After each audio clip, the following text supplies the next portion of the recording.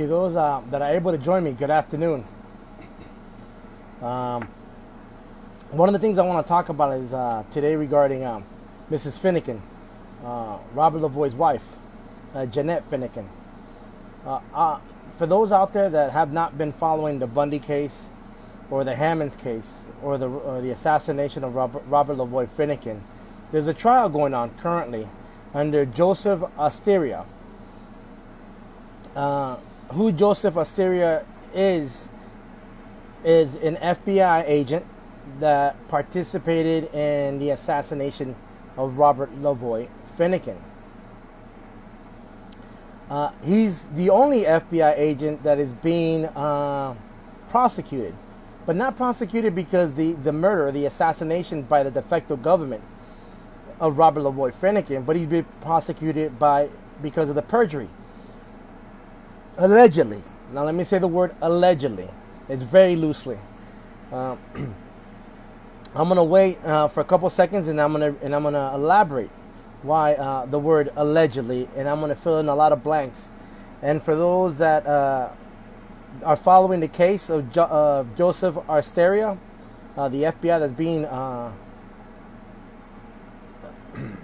that's being prosecuted for the perjury on his form, I strongly advise you to tag his attorneys.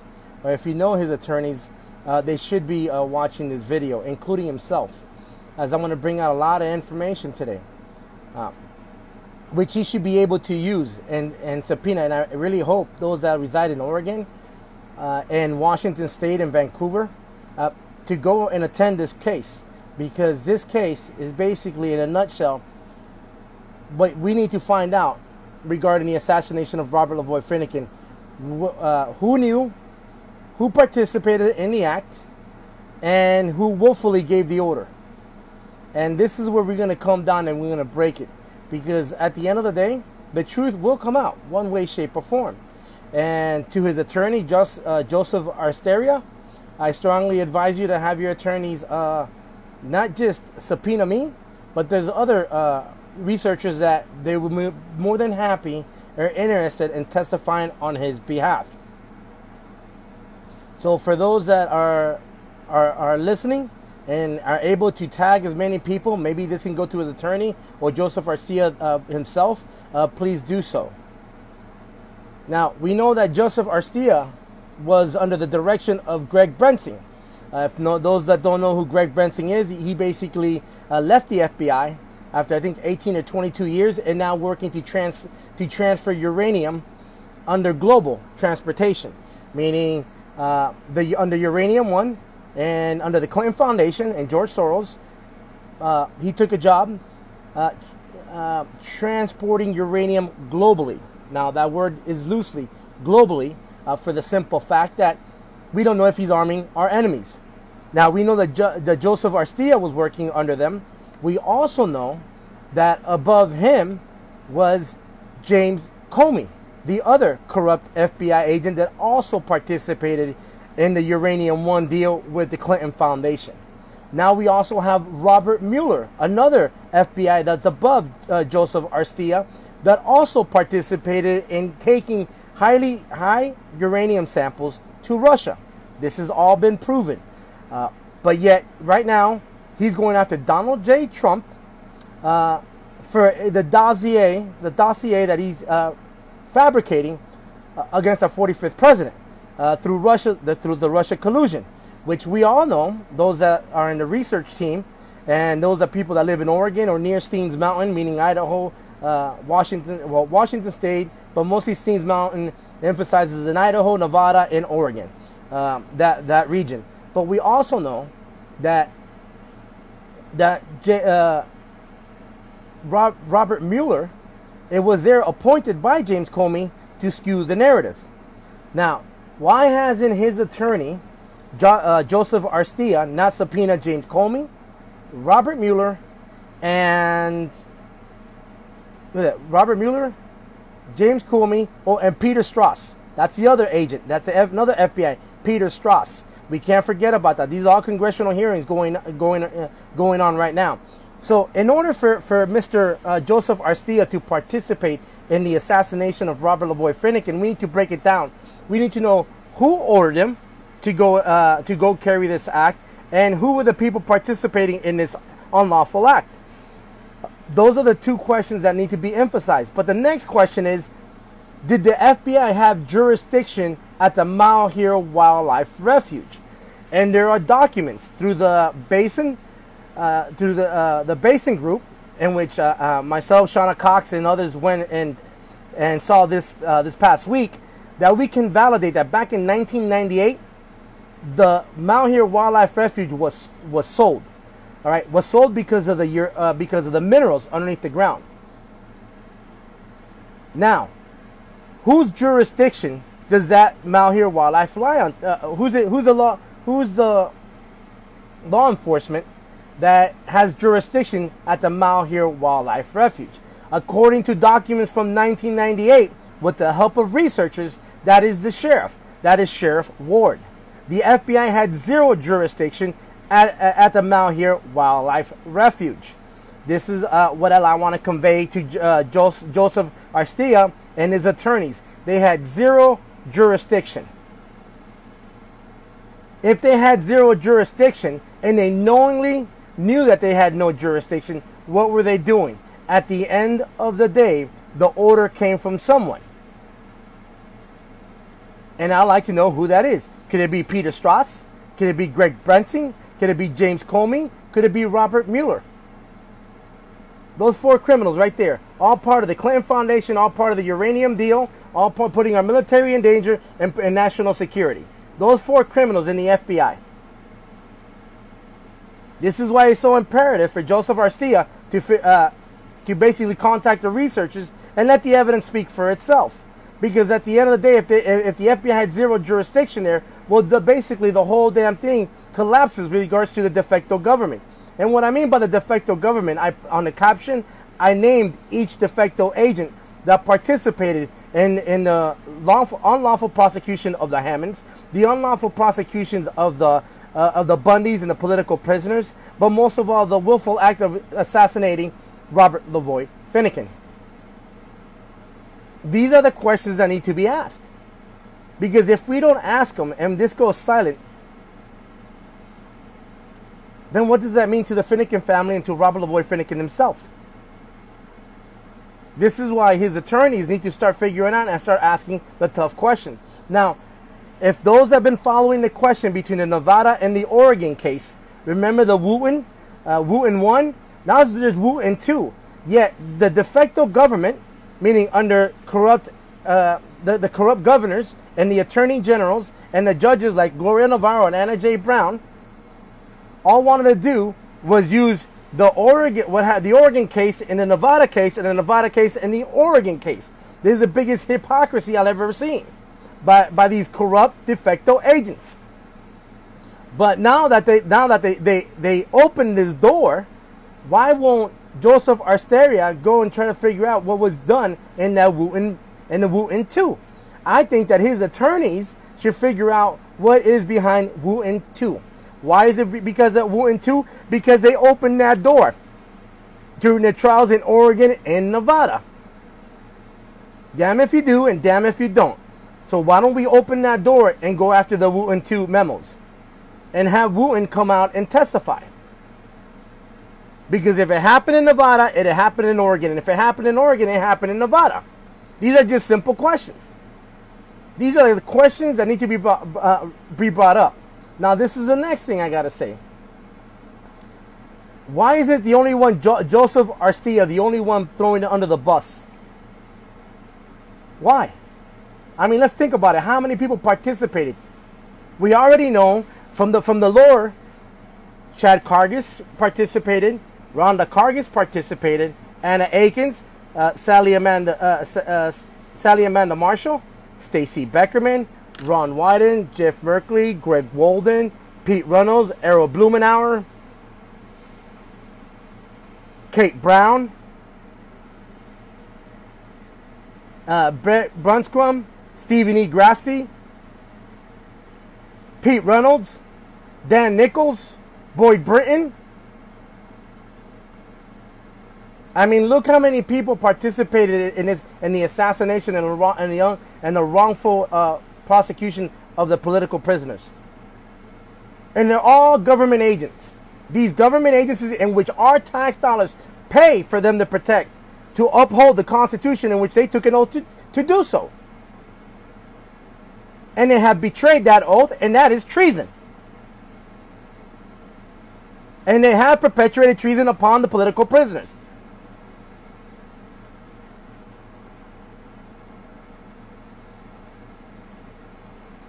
These questions are very difficult, and to some attorney, I understand you make maybe $300-400 an hour, and it might be the most difficult questions you might need to answer, or have a private investigator research it. But at the end of the day, the American people deserve the truth, including those families that have loved ones unlawfully incarcerated because of these criminals I just mentioned, including Barrack Hussein Obama and Loretta Lynch, all colluding and behind the uranium, and also be colluding behind the assassination of Robert LaVoy Finicum. And if everybody recalls, there's a letter going between Barrack Hussein Obama, James Comey, to Kate Brown, and back and forth. We also have phone calls in which Stephen E. Grassi, Jeff Merkley, Ron Wyden, James Comey, and Kate Brown, including Barrack Hussein Obama. So you have emails and phone calls. Don't take my word for it. I think the evidence is out there already. It came back out right after the assassination of Robert LaVoy. And after this live stream, I'm going to show you where Boyd Britton, with Stephen E. Grassi, plotting where they were going to assassinate the political prisoners and Robert LaVoy Finicum. There is a letter, and after this live stream, I am going to put it there for the American people to read and for them to digest and know the truth, especially those that have been following the case. I also highly suggested for the alternative media to continue pushing this narrative of Joseph Asterita. Why is he the only one that's being prosecuted? Knowing that we have a lot of criminals. Why isn't his attorney not subpoenaing every person that I mentioned? Matter of fact, that I mentioned on the caption that participated in the assassination. I mean, each one played a role. So this couldn't have happened by Joseph Asterita by himself. This had to have multiple conspirators. And I just mentioned multiple conspirators. At the end of the day, I think the Finicum family deserves an answer.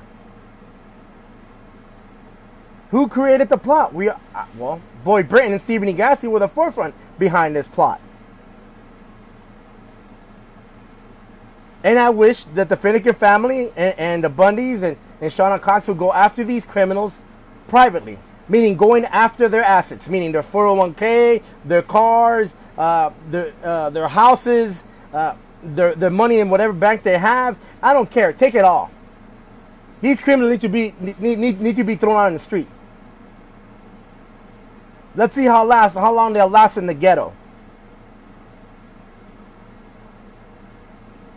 Because this needs to come out.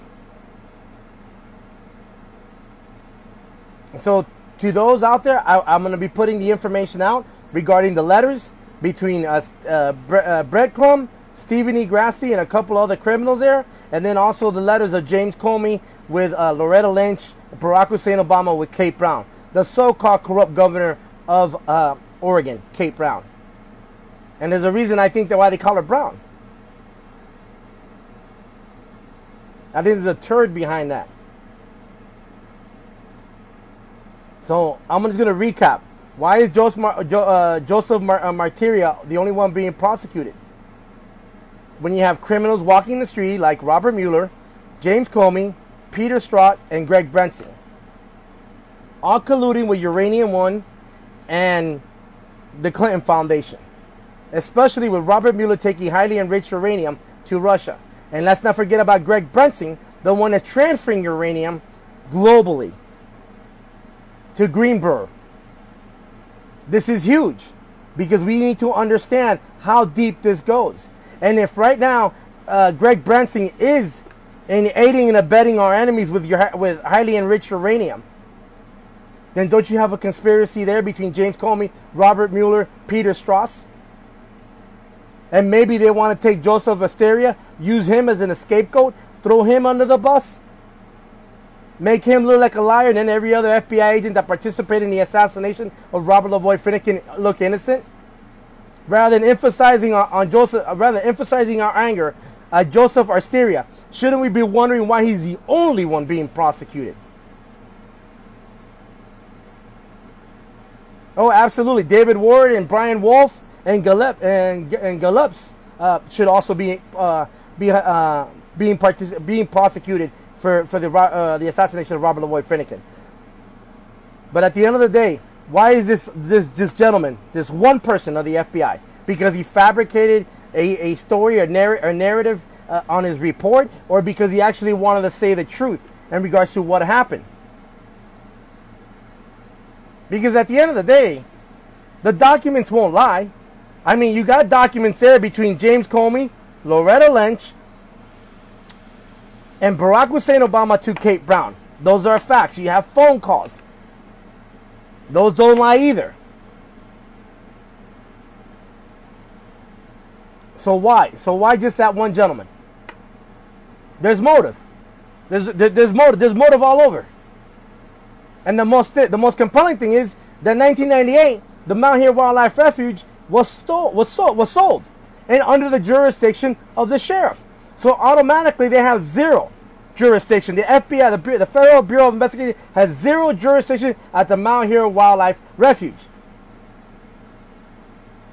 It's not federal land. That's already proven a fact. So what is the FBI doing there? They had zero jurisdiction. But the problem is that these criminals cannot go out and say that the Mount Here Wildlife Refuge is not federal. Because at the moment they say that it's not federal, then all those federal funds are gone from the taxpayers, in which you, the taxpayers, fund for the Mount Here Wildlife Refuge under fraud, under racketeering, extortion. Because that land was already sold in 1998. Point blank, period, done. Next. So that's what I would do if I was Joseph Arcia's attorney. I'd be like, my client was not there. He was forced to attend because either James Comey or Greg Brensing or Peter Strzok or Robert Mueller told him to be there and told him to fire. And if he didn't fire, then who did fire that gunshot? Someone has to be accountable. Someone gave the order. Who? Those records are there. Why aren't they not letting it? How come they don't want those letters released? How come they don't want the names of the shooters released? It doesn't take a rocket scientist to put it together. If there's so much transparency, why hide the name of the shooter? Why hide the name of the shooter? If we're talking about transparency, if we're talking about the truth. But at the end of the day, whose truth are we talking? Whose narrative? I mean, it's all being fabricated, but at the end of the day, the documents don't lie.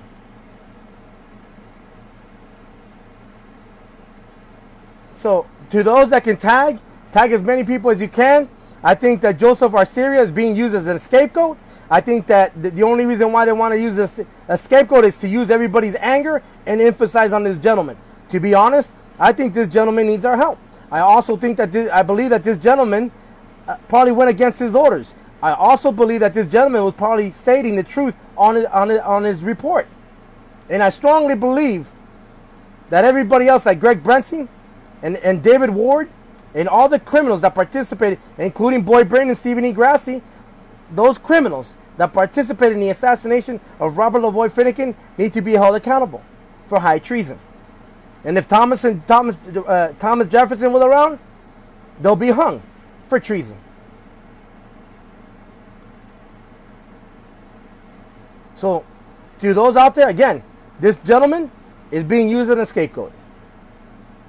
And if we do not rally around his around his hearing like we did for the Bundys, I think that he'll be doomed. But at the end of the day, I strongly believe that the Finicums need this testimony. Matter of fact, I would be pushing for this gentleman to get Wooten too, to participate in Wooten too, because if they open the door to use cases from Nevada to Oregon and Oregon to Nevada, vice versa, use the Wooten 2, bring the Wooten 2 in, and let's see how we can dance all this. Because the de facto attorneys are going to do anything in their power to prevent Wooten 2 to come in or to be used in this court, in this trial. But remember, we're talking about transparency. Everything's about transparency. The American people need to know what is right and what is wrong, according to the government, and to trust us, the government. I don't trust the government as far as I can spit. All these criminals I mentioned there on the caption need to be prosecuted for treason and need to be hung to make an example of these criminals. And I'll say it to their faces, and I'll say it to the live stream, and I'll say it on the newspapers. These criminals need to be hung for treason. And these are the same criminals that are going after the 45th president of the United States, Donald J. Trump. And these are also the same criminals that are going to be investigated through congressional hearings. We already have James Comey. We already have Peter Strzos. We have Hillary Clinton. We have Robert Mueller. We have Loretta Lynch already going through these congressional hearings up in D.C. And the way to get to it is through the head of the snake up in the top, and you work down. Maybe that's why Stephen E. Grassi decided to take off from Harney County, Oregon. Maybe that's why Boyd Britton is stepping aside and wants to build Grant County. I mean, it doesn't take a rocket scientist to put these things together.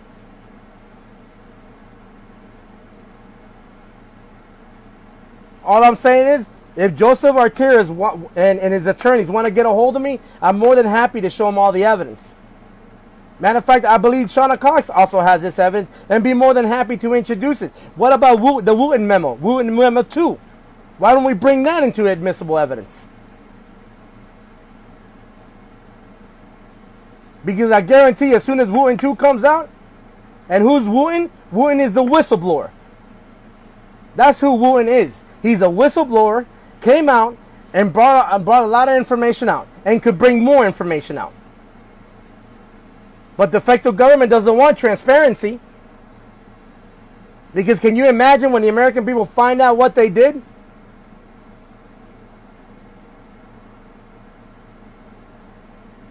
So to those that reside in Oregon, that reside in Washington State, go down to Portland. Start attending these hearings because this gentleman needs our support. And I strongly believe that this man is going to be used as an scapegoat. And after this live stream, I'm going to put the communication, the phone records, the phone logs, and the letters that went there with the assassination of Robert LaVoy Finicum and the wrongful arrest of the political prisoner. You guys are going to see for yourself in those letters. If you guys haven't seen the letters, and if you haven't followed the case, you will see it today. You will see it after this live stream.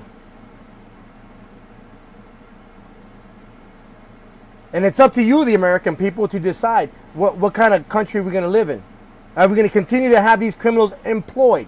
Especially the Oregonians. Are you going to continue to pay their salary, knowing the crimes they're perpetuating against the Oregonians, including under the Oregon Legislative Investment Council? And under the Oregon Legislative Investment Council, that's where they have their 401ks tied into the minerals. And they will not come and tell you that. In addition, for everyone that's unlawfully incarcerated, they get $10,000 to $20,000. And it goes to their 401k, their retirement, when they unlawfully prosecute. Those judges do. And the attorneys get $2,000 to $5,000. And that goes into their 401k, and they won't see it until they retire at 65. But at the end of the day, there's innocent men that are in jail because of these criminals. Because they're looking out for their financial gain. Not the best interest of the public, not the best interest of the Constitution, but the best interest of the financial gain. through their 401k under the Oregon Legislative Investment Council. And if the attorneys think that I'm lying, well, why don't you bring out all the documents? Why are you trying to moot most of those documents? Why are you trying to create a Brady violation? If you're talking about transparency, you guys are a bunch of criminals. And most of these criminals are part of the Lewis and Clark Law School. These are facts. I've already tied them. All part of the Lewis and Clark Law School. And where Monica Lewinsky graduated, and where Bill Clinton not attended, but participated in attending like meetings at the Lewis and Clark Law School. I didn't say it. Go back. Do a little bit of research. Do your homework. You don't have to take my word for it. Not including the DNC, the Democratic Party, in which all these criminals I mentioned, most of these criminals, because Cliff Benz is a Republican, but he's a traitor to the Republican Party and to the a traitor to the Constitution and a traitor to our military. But all the rest of these Democrats are Demorats. Are the ones behind the theft of your minerals, water, and land, and mostly your children through Child Protective Services. And that's how they make their money. Because the more cases they build, the more goes into the Oregon Legislative Investment Council. Their 401k, their hedge funds, their shares, their stocks, their bonds. However you want to spin it. This is why they want to sacrifice Joseph Arcia. Because they know as soon as all the documents come on in Joseph Arcia's case, heads will be rolling. And they need us a scapegoat. They need somebody to be taken down, and they're using this gentleman to be their scapegoat. And so we can use that energy and our anger and emphasize it on this gentleman. But I caution everyone. Wait. If you can attend those hearings. Report on those hearings. Because the American people need to understand the truth. And this case is not over. This case is going to be long from over. But I beg everybody to be cautious and go into those court proceedings with open mind. Though let's not emphasize our anger on Joseph Arcia, because I guarantee you he's being used as an scapegoat. And I'd like to have pictures of the attorneys that are on the other side, and get their names, get their faces, and let's blast them. Let's put it out there. Let's see who they're connected to. Maybe they're connected to Kate Brown. Maybe Ellen Rosenblum. Maybe Ron Wyden. Maybe Jeff Merkley. Maybe Greg Walden. Maybe Ron Wyden. Maybe Stephen E. Grasty. Maybe Charger Cargis or Rhonda Cargis. Maybe directly to Iron Triangle. Maybe Loretta Lynch. Maybe Barrack Hussein Obama. Maybe Hillary Clinton. Maybe Uranium One. Maybe Calico Resource or Barrick Gold Inc. At the end of the day, I'll guarantee you for a fact that as soon as I get those names, we will be able to basically show you the conflict of interest in who these criminals are protecting. Peter Strauss, James Comey, Greg Branson, Robert Mueller, Kate Brown.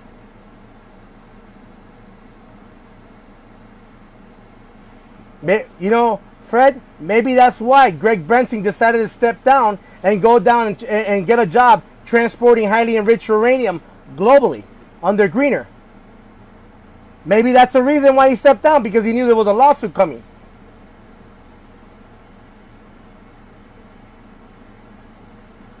So, and maybe that's why they put that's why before James Comey stepped down, appointed Robert Mueller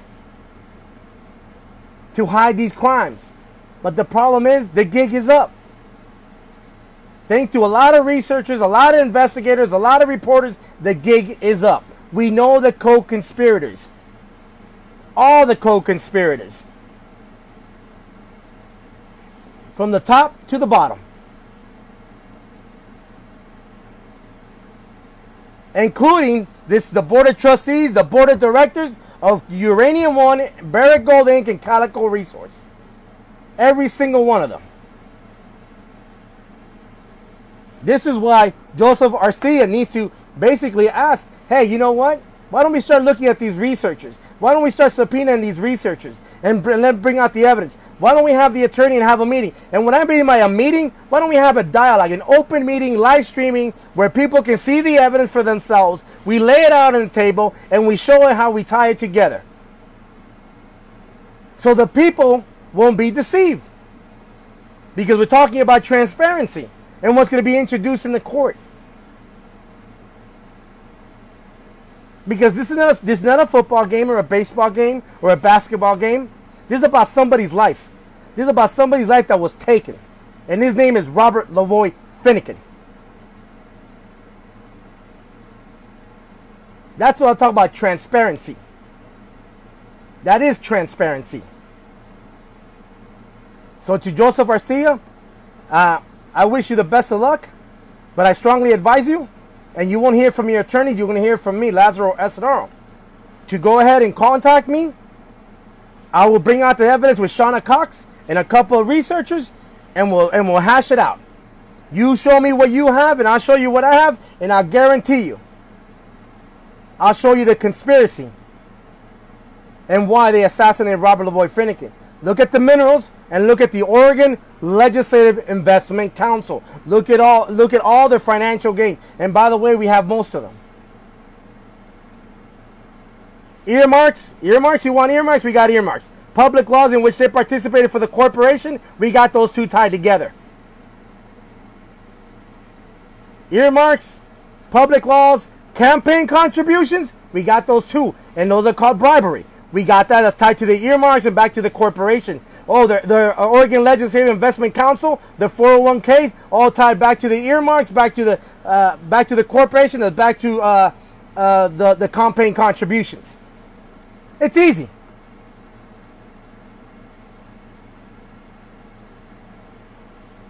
But do you think that these judges and these corrupt attorneys won't put a front and will fight to prevent these documents to come out and expose them in front of Oregon? I'll even go down to Portland, Oregon, in front of the freaking courthouse or at the city hall and bring out the documents like I did with Shawna Cox.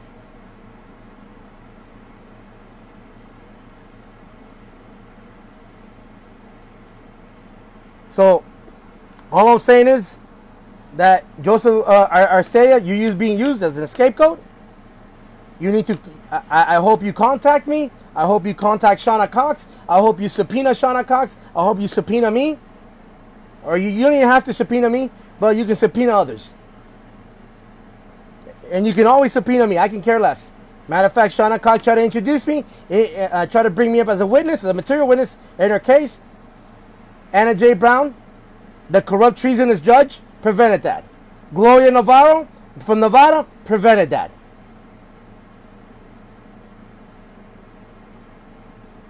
And for those that want to see the documents, I laid them out for the past 2 years.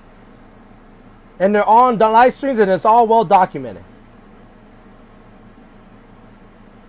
But I strongly believe that this man's being used as a scapegoat, and I really hope that we rally behind this gentleman.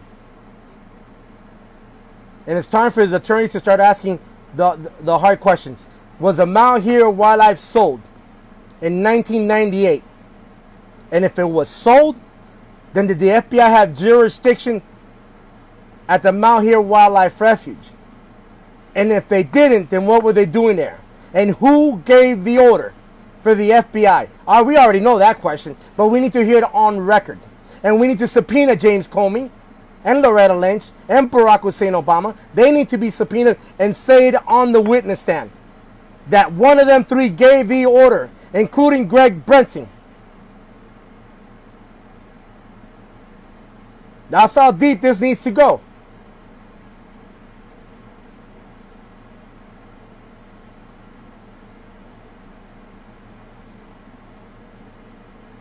I don't think that Asterita is actually covering up for them. Actually, I believe Asterita is being used as a scapegoat.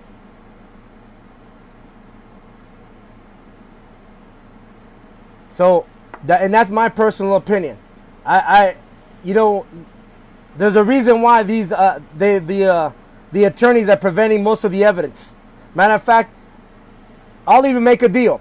What if Asterita was to go ahead and get Wooten 2 and introduce the Wooten 2 documents? Do you honestly think that the judge and the other corrupt attorneys are going to allow the Wooten 2 come in? If they want to allow the Wooten 2 memos come in, and Asterita actually does go after the Wooten 2s, would that answer your question? I mean, let's think about it in different ways. It needs to be dissected. Because for every action, there's an equal and opposite reaction. That's Newton's law. So in order to see somebody react, well, can you imagine if Asterita goes and says, we need the Wooten 2 documents, and we're going to introduce it as admissible, as what, exponent, I forgot the term they use legally, but in regards to bringing the documents into evidence. Can you imagine what happened if Joseph Asterita subpoenas the Wooten 2 documents to appear and produce? And you notice I use the word appear and produce. There's a reason. Because when you appear, somebody testifying regarding the documents. Appear and produce, meaning the documents and the person there testifying related to those documents is there to testify. So when you subpoena somebody, it's to appear and produce. So I strongly advise Joseph Asterita to subpoena to appear and produce the Wooten 2, the Wooten 2 memos and bring it out. And for the first one that reacts against those, then you understand that Asterita is being used as an scapegoat. Thank you. Exculpatory. That's the word they use. Exculpatory. So that's all I'm saying. Let's see how the cover-up goes, because at the end of the day, the Finicum family, I guarantee you, can also participate, can benefit from those documents, including the political prisoners. Because as I said it before, corrupt Anna J. Brown opened that window by allowing documents from Nevada to come in, and corrupt Gloria Navarro, you opened that door to bring documents from Oregon into Nevada. They opened that door, so we might as well cash into that door.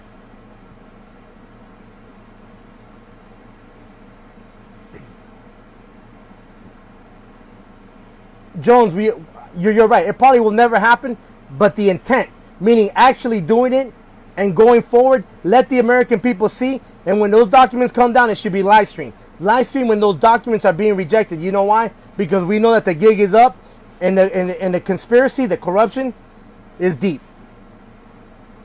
And like I said, for every action, there's an equal and opposite reaction, and that's the only way it's going to happen. And exculpatory evidence, we'll bring it under exculpatory evidence. Let's see how they react. So I'm gonna close it out. I think I already said enough. After this, I'm gonna put 5 letters, 6 letters out there for y'all to read and for y'all to see and dissect it. I know some of the people that have been following this case for a long time are already aware about these letters. But at the end of the day, those that have not seen it, especially alternative media that have not been really closely following this case and others, I strongly advise you to look at these 4 or 5 letters.